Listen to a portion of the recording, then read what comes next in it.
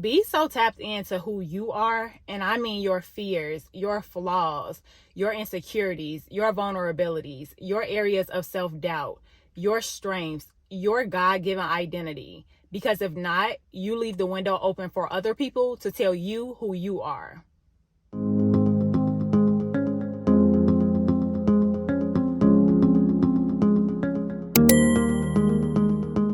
Hi guys, welcome back to my channel. It's LOREN. It's literally LOREN, and we are back with another video. As you can tell by the title, today's girl talk is going to be all about reinventing yourself and rediscovering who you are.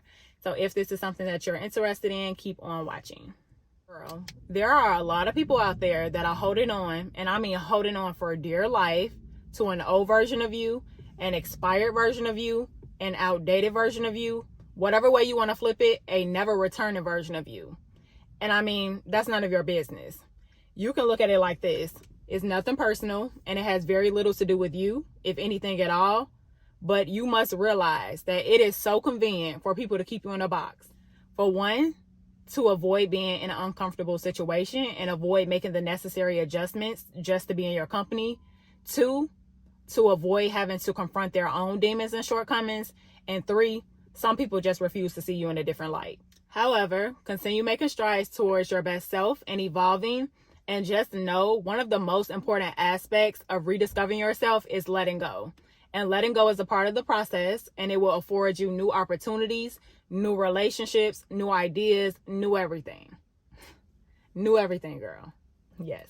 So what does it really mean to reinvent yourself?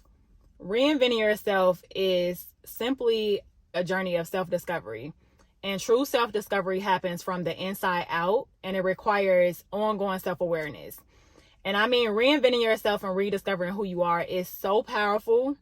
And although it's not something that you can get a step-by-step guide on or something that's tailored specifically to you, it's so vital that you embrace the process, embrace your process. And the beauty of self-discovery is that the reinvention process looks different for everybody. For some, it is life after separation or divorce. For others, it's a career change that has afforded you to move to a new city or state. It could be entering parenthood. It could be post-graduation, or simply breaking old habits. And the things that lead you down this road to reinventing yourself could be internal and external characteristics. It could be unfulfilling relationships. It could be unhealthy habits, or it could be a career that has kept you stagnant. And the road to reinventing yourself and rediscovering who you are is ultimately breaking up with anything that doesn't serve you, and your choice as to how you want to move forward and how you want to enter this new phase of life. And you'll notice that the journey is going to include a lot of change behavior. And I always think about, do the best you can until you know better. And when you know better, do better. Thank you, Maya. The journey is going to also broaden your perspective, and perspective is everything. A lot of things internally will begin to shift once your perspective has changed. And then lastly, it's going to lead you into purpose. And I want to do a separate video on purpose and passion, because it's so critical that you understand your purpose and passion can look different in each season of your life. But if you are solid and you are 100% clear on what your purpose is, your purpose can lead you into discovering new passions throughout your life. So the main reason you should consider reinventing yourself and rediscovering who you are is because you're able to explore new parts of you, and you're able to unravel a deeper truth about who you are. And we can agree to disagree with this, and I'm just sharing my opinion. But I truly believe that some people desperately seek relationships, entanglements, whatever you want to call them, in order to avoid sitting with themselves. And in this case, you find yourself in a repeated cycle because you haven't taken the opportunity to truly get to know yourself on a deeper level. And no, I am not saying that it is something wrong with desiring a romantic relationship. But what I am saying is, where is that same excitement, that same enthusiasm that you have for other people when it comes down to showing up for yourself? So that when you are presented with opportunities, or you are presented with relationships and love interests, you will know what to accept, what to pursue, and what to decline. Your discernment will have you like, this person is not good for me. This organization is not a good fit for me. This business opportunity is not something that I should pursue. And you will become so aware of the meaning behind your existence and what's in alignment with you. And that is such a powerful and liberating space to be in. And sis, I want that for you. And a number of people find it very difficult to talk about themselves. And it's like, for example, when you're presented with the question, tell me a little bit about yourself. Whether this is in a professional setting, a personal setting, so many people find this question uncomfortable.